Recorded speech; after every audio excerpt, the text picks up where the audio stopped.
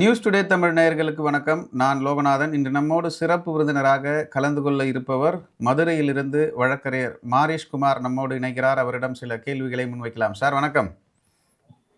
வணக்கம் சார். திருபுவனம் அஜித்குமாருடைய வழக்கு கோர்ட்டில் வந்திருக்கு. என்ன நடந்துச்சு? நீதிபதிகள் கடுமையாக விமர்சனம் செஞ்சுருக்காங்க அந்த கொலை குற்றவாளிகளை. என்ன நடந்தது கொஞ்சம் தெளிவா சொல்லுங்க சார். சார், உங்க சேனலுக்கு முதல் கண் நான் நன்றியை தெரிவிச்சுக்கிறேன். ஏன்னா அஜித்குமார் வழக்கு நிறைய இடங்களில் மறைக்கப்பட்டு மறந்துட்டாங்க மக்கள்.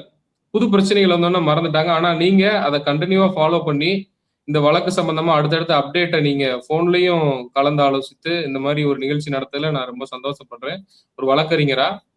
சார், ஏற்கனவே நம்ம பேசினபடி நிக்கிதா, பேராசிரியர் நிக்கிதா அவர்கள் கொடுத்த பொய்யான புகார்ல ஒரு அப்பாவி இளைஞனை அடிச்சு கொலை பண்ணுச்சு காவல்துறை. அதில் முதல் கட்டமா 4 பேரை காவல்துறை அரெஸ்ட் பண்ணியிருந்தாங்க. அதுக்கப்புறம் சிபிஐ வசம் நம்ம போட்ட வழக்குனால சிபிஐ வசம் வழக்கு டிரான்ஸ்பர் செய்யப்பட்டது. அதுக்கப்புறம் ராமச்சந்திரன் என்கிற ஒரு டிரைவரையும் சிபிஐ கைது பண்ணுச்சு. அது மேஜிஸ்ட்ரேட்டோட உத்தரவுப்படி கைது பண்ணுச்சு. ஏன்னா அவருக்கு எதிராகவும் எவிடன்ஸ் இருக்குங்கிறதுனால கைது பண்ணாங்க. இந்த 5 பேரும் ஏற்கனவே கீழ் நீதிமன்றங்கள்ல பெயில் மனு தாக்கல் பண்ணி அவங்களுக்கு பெயில் கிடைக்காம நேற்று ஏற்கனவே பல விசாரணைகள் நடந்து முடிந்திருந்த நிலையில் நீதி அரசி ஸ்ரீமதி அவர்கள் முன்னால அவங்களோட வழக்கு பட்டியலிடப்பட்டது. 5 பேரோட பெயில் மனுக்களும் பட்டியலிடப்பட்டது. அதுல கொடுக்கப்பட்ட கமெண்ட் தான் நேற்று செய்தி சேனல்களிலும் அதை தொடர்ந்து அவங்களுடைய அம்மாவும் பேட்டிலாம் கொடுத்திருந்தாங்க. அதுதான் அந்த நீதிமன்றத்தில் நடந்த இதுவரை இல்லாத ஒரு அப்டேட் போன ஹியரிங்ல நடந்துச்சு. என்ன அப்படின்னு பார்த்தோம்னா மொத்தம் 2 வழக்கு பதியப்பட்டிருந்துச்சு சார். ஒண்ணு அஜித்குமார் திருடிட்டதாகவும் நகையை திருடிட்டதாகவும், இன்னொரு வழக்கு அஜித்தை அடித்து கொலை செய்த காவல்துறை அதிகாரிகள் மீது பதிவு செய்யப்பட்ட கொலை வழக்கு. இந்த 2 வழக்குகள் நிலுவையில் இருந்துச்சு. நம்ம நீதிமன்றத்துல சிபிஐ டிரான்ஸ்பர் கேட்கும் பொழுது 2 வழக்குகளையும் நம்ம டிரான்ஸ்பர் பண்ணணும்னு தான் மனு போட்டிருந்தோம். ஆனா தமிழக அரசு முதற்கட்டமா என்ன பண்ணாங்க, அந்த நிக்கிதா கொடுத்த கம்ப்ளைண்ட்ல சிபிஐ டிரான்ஸ்பர் பண்ணாம ஒரே ஒரு ஜிஓ மட்டும் போட்டு நீதிமன்றத்துல ப்ரொடியூஸ் பண்ணாங்க. ஆனா அதை நம்ம குறுக்கிட்டு நீதிமன்றத்துல ஜஸ்டிஸ் SM சுப்பிரமணியம் அவர்கள் அடங்கிய பெஞ்ச்ல நிக்கிதா அவர்கள் கொடுத்த கம்ப்ளைண்ட்லயும் சிபிஐ டிரான்ஸ்பர் பண்ணாதான் அந்த பையனோட நேர்மை, அவன் தப்பு பண்ணானா பண்ணலையாங்கிறத வெளிச்சத்துக்கு கொண்டு வர முடியும். அதனால அந்த வழக்கையும் நீங்க சிபிஐக்கு மாத்துங்க அப்படின்னு நம்ம தான் முறையிட்டு இருந்தோம். அதை ஏற்றுக்கொண்ட நீதிமன்றம் 2 வழக்குகளையுமே சிபிஐ விசாரிக்கணும்னு உத்தரவு போட்டிருந்தாங்க. இப்ப 2 வழக்குமே சிபிஐ கிட்ட விசாரணையில இருந்துச்சு. நாங்க போட்ட பொதுநல வழக்கு 2 அமர்வுல பெண்டிங்ல இருக்கும் பொழுது ஏற்கனவே ஒரு கால நிர்ணயம் செய்யப்பட்டு 2 விசாரணையை முடித்து சார்ஜ் ஷீட் ஃபைல் பண்ணுங்க அப்படின்னு சொல்லி டைரக்ஷன்ஸ் கொடுத்திருந்தாங்க. ஆனா இந்த வழக்கு அடுத்தடுத்து நிறைய எவிடன்ஸ், 100க்கும் மேற்பட்ட ஆவணங்கள், 100க்கும் மேற்பட்ட நேரடி பார்த்த சாட்சிகள் என்று விசாரணை நீண்டு கொண்டிருந்த காரணத்தினால் சிபிஐ என்ன பண்ணுச்சு, சப்ளிமெண்டரி சார்ஜ் ஷீட்டை ஜுடிஷியல் மேஜிஸ்ட்ரேட்டை ஃபைல் பண்ணாங்க. அந்த ஸ்டேஜ்ல தான் இப்போ இவங்க பெயில் கேட்டு நீதியரசி ஸ்ரீமதி அவர்கள் முன்ன அவங்களோட பெயில் விசாரணைக்கு வந்தது. எங்களோட பொதுநல வழக்குகள்லாம் இல்லாத அப்டேட் நேத்து என்ன கிடைச்சதுன்னா, சிபிஐ அந்த 2வது வழக்கு நிக்கிதா அந்த அஜித்குமார் தன்னுடைய நகையை திருடினார் என்ற வழக்கை சிபிஐ விசாரணை செய்து அவர் கொடுத்த கம்ப்ளைண்ட்ல உண்மைத்தன்மை இல்லை அப்படிங்கிறத நேற்று நீதிமன்றத்துல சொல்லியிருக்காங்க. இதை கேட்ட நீதியரசர் தான் ரொம்ப ஷாக் ஆகி, ஒரு பொய்யான குற்றத்திற்கு ஒரு அப்பாவி இளைஞனை இப்படி மாட அடிக்கிறது கூட மனுஷன் இப்படி அடிக்க மாட்டான், அடிச்சு கொலை பண்ணியிருக்கீங்களே அப்படின்னு அவங்க நீதிமன்றத்துல ஓபன் கோர்ட்ல அவங்களோட ஆதங்கத்தை வெளிப்படுத்தினாங்க. அது மட்டும் இல்ல, இந்த 5 பேர் இல்ல, இந்த குற்றத்தில் தப்பு செஞ்ச யாருமே இந்த வழக்கு முடிந்தடிக்கும் பெயில் கொடுக்குற மென்டாலிட்டியில இந்த கோர்ட் இல்ல. ஏன்னா அப்படி ஒரு மோசமான சம்பவம் இந்த விஷயத்துல நடந்திருக்கு அப்படின்னு நீதிபதியோட கருத்தை பதிவு செஞ்சுட்டு வழக்க இந்த மாசத்துல 15ஆம் தேதியோ 16ஆம் தேதியோ ஒத்தி வச்சிருக்காங்க வழக்க. ஆனா இதுக்கு அடுத்து என்ன நடந்திருக்கு அப்படின்னு பார்த்தோம்னா, இந்த 5 பேர் அதுக்கப்புறம் நம்ம ஏற்கனவே பொதுநல வழக்குல முக்கியமா குறிப்பிட்டது என்னன்னா, யார் அந்த சார் அப்படிங்கிற ஒரு பிரச்சனை ஓடிச்சு. யாரோ போன் பண்ணி சொல்லிதான் அந்த ஸ்பெஷல் டீம் இதை விசாரிச்சுச்சு அப்படிங்கிறத நம்ம முன் வச்சிருந்தோம். இப்ப அதன் தொடர்ச்சியா டிஎஸ்பி இன்ஸ்பெக்டர் உட்பட மேலும் 5 காவலர்களை சிபிஐ இந்த வழக்குல குற்றவாளியா சேர்த்திருக்காங்க. ஆனா அவர்கள் இதுவரை கைது செய்யப்படவில்லை. என்ன காரணம் அப்படின்னு பார்த்தோம்னா, அவங்க அதுலயும் சப்ளிமெண்டரி சார்ஜ் ஷீட் அந்த கன்சர்ன் மேஜிஸ்ட்ரேட் கோர்ட்ல ஃபைல் பண்ணியிருக்காங்க. அது வந்து இன்னும் அபிஷியலா நாட் டேக்கன் ஆன் ஃபைல். அதனால அது நிலுவையில் இருக்கு. அதனால் இந்த அரஸ்ட் செய்யப்படாத மீதி 5 காவல்துறை அதிகாரிகளும் இதில் கைது செய்யப்பட அதிகமான வாய்ப்பு இருக்கிறது. அது மட்டும் இல்ல, பேராசிரியர் நிகிதா அவரை பத்தி நம்ம கம்ப்ளைண்ட் கொடுத்து இந்த வழக்குகள் போய்கிட்டு இருக்கும்போது பல்வேறு விதமான புகார்களும் பல்வேறு விதமான அவர் மீது உள்ள பல விஷயங்கள் வெளியே வந்துச்சு. அவங்க கூட நேரடியாக உட்காந்து நான் எதுவுமே பண்ணல அப்படின்னு அவங்களும் அவங்களோட அம்மாவும் பேட்டிலாம் கொடுத்தாங்க. பேசி பார்த்தா அந்த அம்மா கொடுத்த கம்ப்ளைண்டே இப்ப பொய்ன்னு சொல்லி நிரூபணம் ஆயிடுச்சு. இப்ப காரணம், இந்த பையன் அடித்து கொலை செய்யப்பட்டதற்கு முக்கியமான காரணகஸ்தாவாக இப்ப இந்த அம்மா கொடுத்த பொய்யான கம்ப்ளைண்ட் தானே பேசப்படுது. அவங்களுக்குள்ள அங்க என்ன நடந்துச்சுன்னு தெரியல. ஒரு சின்ன ஈகோ பிரச்சனைக்கு ஒரு பையன் மேல பொய்யான புகாரை கொடுத்து, நகை காணாம போச்சுன்னு பொய்யான புகாரை கொடுத்து, அவர் மேல இப்படி ஒரு நடவடிக்கையை பாய்ச்சி, அவர் ரொம்ப நேர்மையானவர் போல டிவிகள்ல பேட்டி கொடுக்குறாங்க. அவர் அவங்களுக்கு நெருக்கமானவங்கிறாங்க, இவங்களுக்கு நெருக்கமானவங்கிறாங்க. இப்படி பல யுகங்கள் போச்சு. இப்ப அது உறுதி செய்யப்பட்டிருக்கிறது. அந்த பையன் அப்பாவி என்பதும், இந்த கம்ப்ளைண்ட் கொடுத்த நிக்கிதா தான் குற்றவாளி என்பது மக்களுக்கும் இந்த ஊடக நண்பர்களுக்கும் இந்த உலகத்திற்கும் வெளிச்சத்திற்கு வந்து இருக்கிறது. இதுக்கு காரணம் சிபிஐ விசாரணையை ப்ராப்பரா பண்ணதுதான் நாங்க நம்புறோம். அது மட்டும் இல்ல, சாதாரண டிஎஸ்பி வந்து போன் பண்ணி சொல்லிலாம் இது நடந்திருக்க வாய்ப்பு இல்லை. எங்களோட யூகத்தை பொறுத்த வரைக்கும் டிஎஸ்பிக்கு யாராவது போன் பண்ணி சொல்லியிருப்பாங்க. இது எப்ப வெளியே வரும்னு நீங்க பாத்தீங்கன்னா, இவங்களோட கால் ரெக்கார்ட்ஸ் எல்லாத்தையுமே எடுத்து மத்திய ஆய்வுத்துறைக்கு அனுப்பிச்சிருக்காங்க, ஹைதராபாத்துக்கும் டெல்லிக்கும். அந்த ரிப்போர்ட் வந்துச்சா வரலையாங்கிறது இது வரைக்கும் தெரியல. எனக்கு தெரிஞ்ச அடுத்த ஹியரிங் பப்ளிக் இன்ட்ரெஸ்ட் லிட்டிகேஷன்ல 2 நீதிபதி அமர்வு வரும் பொழுது அதையும் கொண்டு வந்து கொடுப்பாங்க. அதன் தொடர்ச்சியாக மேலும் யாராவது உயர் அதிகாரிகள் இந்த பெண்ணுக்காக போன் பண்ணி சொன்னாங்களா அப்படிங்கறதும் ரிவீல் ஆகிறதுக்கு வாய்ப்பு இருக்கு. அப்படி வரும் பட்சத்துல இந்த வழக்கு இன்னும் நீண்டு கொண்டே போகும். வழக்கு நீண்டு கொண்டே போக போக குற்றவாளிகள் நீதிமன்றம் பெயில் கிடைக்காமல் சிறைச்சாலையைத்தான் அவங்க வந்து அன்றி இருக்க வேண்டி இருக்கும்.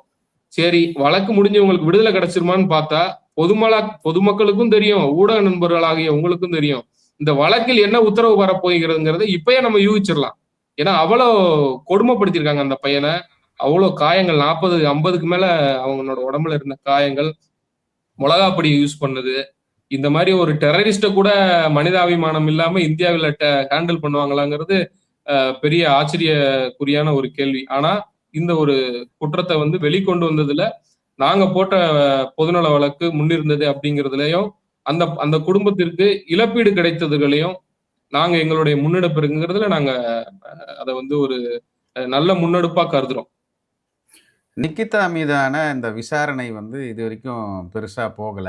இப்போ அவங்க வந்து கொடுத்த பொய் புகார்ன்றாங்க. அவங்களுடைய செல்போன் ரெக்கார்டை ஏன் இது வரைக்கும் சிபிஐ வந்து வாங்கலை, ஏன் கேட்கல, தொடர்பாக அவங்க மீதான நடவடிக்கை யாருமே எடுக்கலை. குறிப்பாக போலீஸ் எடுக்கலாம், பரவாயில்ல, தமிழ்நாடு போலீஸு ஏற்றுக்கலாம், இவங்களுக்கான இன்ஃப்ளூயன்ஸ் இருக்குன்னு சொல்லலாம். இப்போ சிபிஐ கூட அவங்களை விசாரிக்காமல் இருக்கிறதுக்கு அந்த அளவுக்கு பெரிய ஆளா நிக்கிதா? சார், அதாவது நிக்கிதா அவர்கள் கொடுத்த புகாரின் மீது இப்பதான் எங்களுக்கே வழக்கறிஞர்களாக இருக்கோம், நாங்க இந்த வழக்குகளை கண்டினியூவா ஃபாலோ பண்ணிட்டு இருக்கோம். அவங்க கொடுத்த புகார் பொய்ங்கிறத இப்பதான் முத சிபிஐ ஓப்பன் கோர்ட்ல ரிவீல் பண்ணிருக்காங்க. இதுக்கு முன்னாடி யாருக்குமே தெரியாது. நாங்களும் வந்து அதை வந்து இதோட சேர்த்து விசாரிப்பாங்க அப்படிங்கிற கண்ணோட்டத்துல தான் பார்த்துக்கிட்டு இருந்தோம். இன்றைக்கு அந்த கம்ப்ளைண்ட் பொய் அப்படின்னு வரும் பொழுது இந்த பையனை அடித்துக் கொள்வதற்கு இவரும் ஒரு உந்துகோலாக இருந்தாருங்கிறது இதுல ப்ரூவ் ஆகுது. அதனால நாங்களும் அந்த பேராசிரியர் மீது அடுத்த கட்ட நடவடிக்கை எடுக்கிறதுக்கு எங்க தரப்புல இருந்து சட்டப்படி நடவடிக்கை எடுப்போம். அந்த பாதிக்கப்பட்ட பையனோட மதர் நேத்து பேட்டி கொடுத்திருக்காங்க, நீங்க பார்த்தா தெரியும். அந்த பையன் மேல வந்து இதுவரைக்கும் எந்த ஒரு புகாரும் கிடையாது, என் பையன் நியாயமானவன் நான் நம்பிக்கிட்டு இருந்தேன்.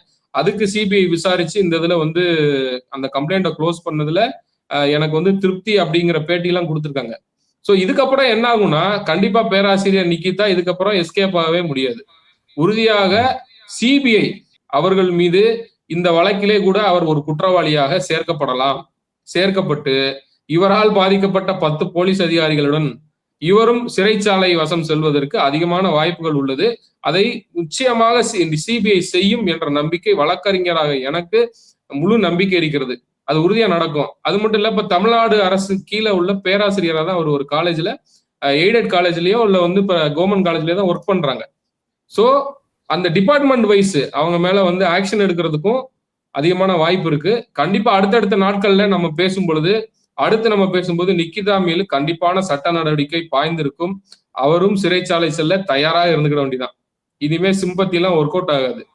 சிறைச்சாலைக்கு போறதுக்கு நிக்கிதா, பேராசிரியர் நிக்கிதா, மாணவர்களுக்கு பாடம் கற்றுக் கொடுக்க வேண்டிய பேராசிரியை இது போன்ற செயலில் ஈடுபட்டு சிறைச்சாலை செல்வது கண்டிப்பா நடக்கும். அதை நம்ம எல்லாரும் பார்க்க தான் போறோம். உறுதியா நடக்கும் சார். இந்த வழக்கு இல்லாம பல வழக்கு நிக்கிதா மேல இருக்கு.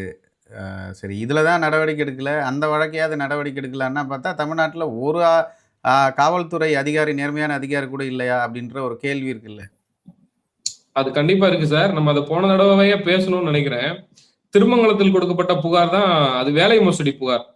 அந்த புகாரை எடுத்து பார்த்தோம்னா அப்போது துணை முதல்வராக இருந்த திரு மு.க. ஸ்டாலின் அவர்கள்ட்ட வந்து அவர்களை எனக்கு நல்லா தெரியும் அப்படின்னு தெரிஞ்சு பணத்தை வாங்கி வசூல் பண்ணதான் அந்த வழக்கு. ஒருவேளை தற்போது ஆளுங்கட்சியா இருக்கக்கூடிய திராவிட முன்னேற்ற கழகத்தின் உடன்பிறப்புகள் துணையுடன் நிக்கிதா வலம் வருகிறார் என்கிற சந்தேகமும் உண்டு. அதனால் அந்த வழக்குகள் பெண்டிங்ல இருக்காங்கிறதையும் பெரிய கேள்விக்குறியா இருக்கு. அவர்கிட்ட படிச்சு அந்த அம்மா படிச்ச பிரின்சிபலே ஏமாத்திருந்தாங்க. அந்த அம்மா அவர் கூட பேட்டி கொடுத்தாரு, கண்ணீர் மல்க 35 லட்சம் ரூபாய் வந்து அரசு வேலை வாங்கி தருவதாக வாங்கிவிட்டு எங்களை மிரட்டுகிறார், துணை முதல்வரை தெரியும், அவரை தெரியும், மிரட்டுகிறார் அப்படின்றது. அதனால அந்த போலீஸ் அதிகாரிகளின் தொடர்பு, அரசு உயர் பதவியில் இருக்கக்கூடிய IAS அதிகாரிகளின் தொடர்பு, அரசியல்வாதிகளின் தொடர்பு என்று கணக்கிட்டு பார்க்கும் பொழுது இந்த அம்மாவுக்கு எப்படி இந்த ஒரு லிங்க் வந்துச்சு அப்படிங்கிறது பெரிய கேள்விக்குறியா இருக்கு. ஒரு பேராசிரியா இருந்து யாரையோ தெரியும்னு சொல்லி சொல்றாங்க.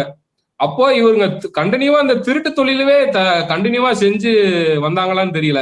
இவங்களுக்கு கொடுக்கப்பட்ட பணி வாய்ப்பும் இது மாதிரி குறுக்கு வழியில பேராசிரியர் ஆயிருப்பாங்களோ அப்படிங்கிறதையும் நம்மளுக்கு யோசிக்க தோணுது.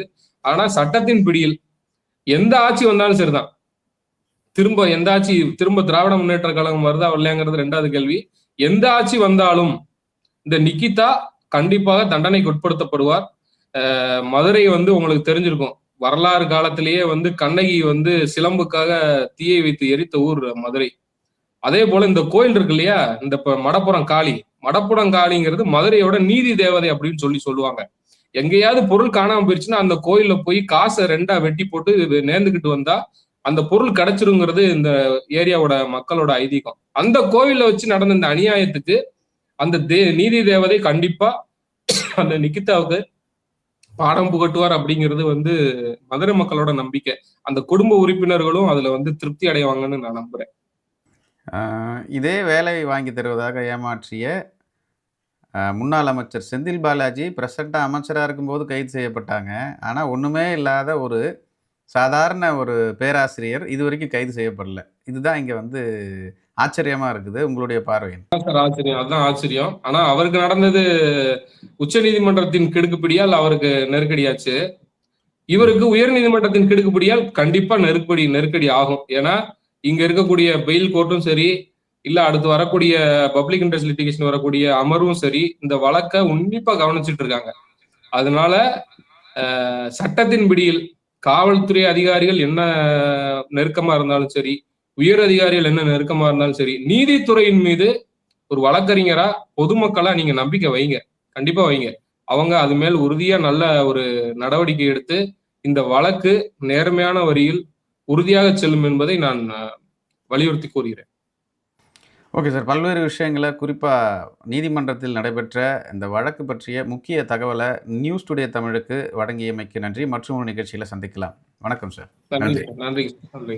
இது போன்ற இன்ட்ரெஸ்டிங்கான வீடியோக்களை தொடர்ந்து நாங்கள் தந்து கொண்டு இருக்கிறோம். எங்களுக்கான அங்கீகாரம் என்பது எங்கள் சேனலை சப்ஸ்கிரைப் பண்ணி எங்கள் வீடியோக்களை தொடர்ந்து பாருங்கள்.